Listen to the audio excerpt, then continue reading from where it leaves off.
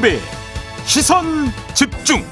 시선 집중 3부의 문을 열겠습니다. 오늘 3부는 국회로 가도록 하겠습니다. 원구성을 앞두고 있는데요. 여야의 기싸움이 상당히 팽팽하죠. 여기에다가 윤석열 대통령이 국회의원들에게 보낸 축하단, 일부 의원들이 이거 수령을 거부하는 일이 있었는데요. 이 관련 이야기 오늘은 제3정당 원내대표 두 분 차례로 연결해서 관련 이야기 좀 나눠보도록 하겠습니다. 일단 먼저 조국혁신당의 황운하 원내대표를 스튜디오로 모셨습니다. 어서 오세요. 안녕하세요. 네. 일단 축하단은 왜 거부하셨어요? 전부 거부하기로 이렇게 논의를 하고 또 행동통일하기로 하고 그런 건 아니었고요. 네. 아마 지금 이제 개원하고 나니까 그 의례적으로 대통령들이 이제 축하난 선물을 보내왔거든요. 지금까지. 예. 그런데 지금 상황이 이제 최혜병 특검법 거부에 대해서 이제 의원들이 어떤 대통령의 민심 거부, 총선 민심 거부에 대해서 굉장히 화가 나 있는 상황이거든요. 예, 그런 상황에서 우리가 이렇게 대통령의 총선 민심을 거부하고 최혜병 특검법 거부하는 이런 상황에서 이 난을 받을 필요가 있겠냐라고 이렇게 개별적으로 판단하셔가지고 어떤 분이 그걸 아마 SNS에 올린 것 같고 하니까 나도 같은 마음이다, 나도 같은 마음이다, 뭐 이런 것 같고요. 일부 의원님들은 또 잘 키우겠다 이렇게 말씀도 하셨는데 사실 잘 키우겠단 말이 더 무서운 말이더라고요. 그게 잘 키워가지고 대통령 물러날 때 축하난으로 보내드리겠다 이랬는데 예. 이게 대통령이 임기가 한 3년 가까이 남았잖아요. 네. 3년 키우기는 어렵지 않습니까?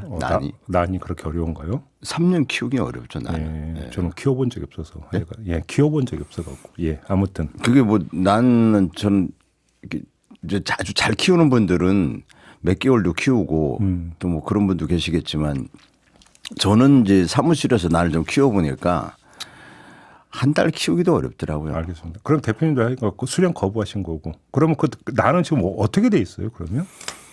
그러니까 어떤 분들은 리본을 거기에 윤석열 대통령 이렇게 붙은 리본을 자르기도 하거나 리본을 이렇게 뽑아가지고 제거한 분도 있고 어떤 분들은 반납하겠다라고 반환하겠다 뭐 이렇게 하면서 복도에 내놔가지고 다시 가져가는지는 잘 모르겠어요. 그리고 어떤 분은 또 지난 토요일 용산 그 집회를 할 때 대통령실에 이것도로 반환할 테니 가져가라 했는데 그쪽에서 수령을 거부하기도 하고 지금 그런 상황입니다. 예. 근데 지금 그 개혁신당의 천하람 원내대표 같은 경우는 공공공이고 사는 사안이냐 이거는 개인 윤석열이 보낸 게 아니라 행정수반이 헌법기관인 국회의원들에게 기관 대 기관으로 보낸 거다 이렇게 이야기했는데 이건 어떻게 생각하세요? 우선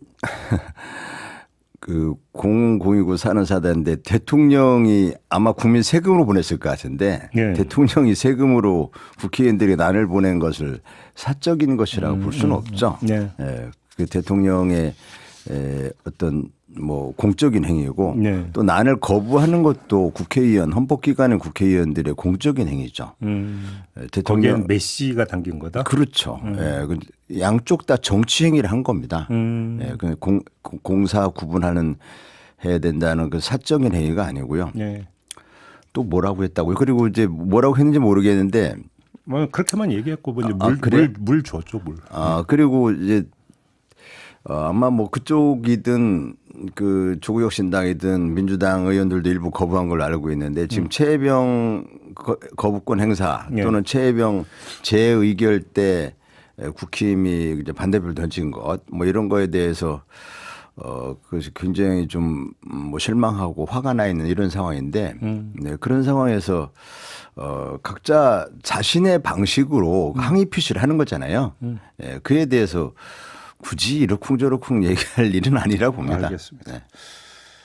오늘 조국혁신당이 9시 30분에 첫 최고위 회의를 국회 로비에서 여는데 그 이유가 사무실 배정 항의 차원이다. 이런 지금 기사가 떴는데 무슨 얘기입니까? 이 얘기가?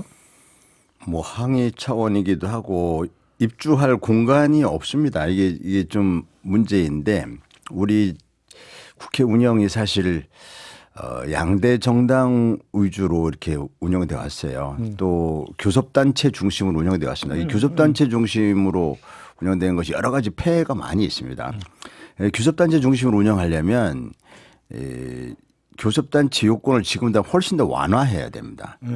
그런데 조국혁신당 같은 경우에 지난 총선 때 약 24.25%, 약 25%의 득표를 얻었거든요.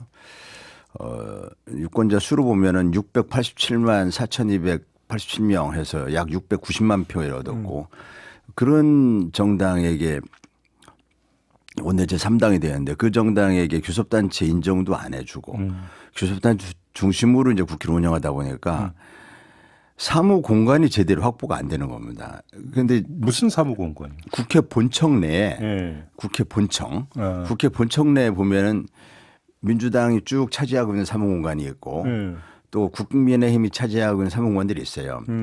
제가 뭐 민주당의 지난 4년 의원 사무실이 아니고 예, 본청에 예. 뭐 그래서 본청에 뭐 당 대표실, 원내대표실, 뭐 사무총장실 등등 사무공간이 있습니다.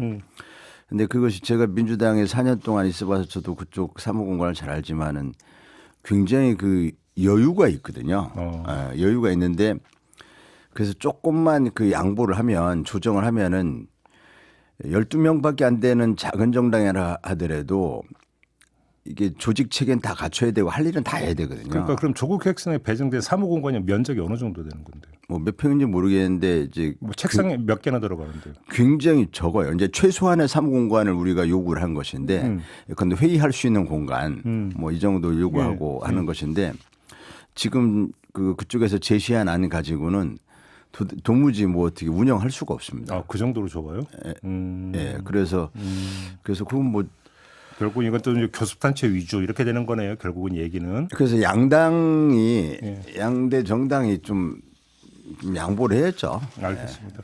본질적인 문제는 결국 원내 교섭단체 구성 요건 문제로 연결이 되는 거잖아요. 그렇게 되죠. 예. 결국은. 우리 교섭단체 요건이 혹시 뭐 민주당에서 뭐 좀 의사 이런 것들 나온 거 없습니까? 뭐 두 가지 방법이 있잖아요.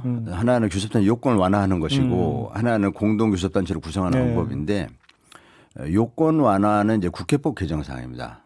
법을 개정해야 되는데 운영위 소관이 국회법 개정해야 되는데 아마 뭐 많은 의원들이 지금의 교섭단체 요건이 유신의 잔재이거든요. 그래서 그것을 열석으로 다시 환원해야 한다.